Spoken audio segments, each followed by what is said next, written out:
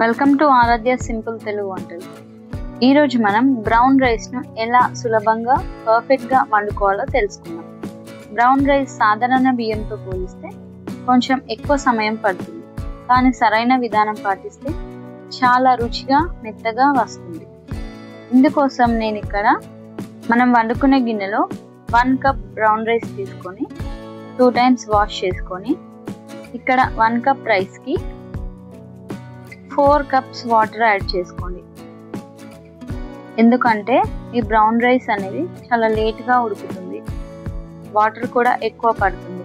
కాబట్టి 1 కప్ రైస్కి 4 cups water తీసుకొని హై ఫ్లేమ్లో ఇలా వాటర్ బబుల్స్ వచ్చేంత వరకు ఉడికించుకోండి.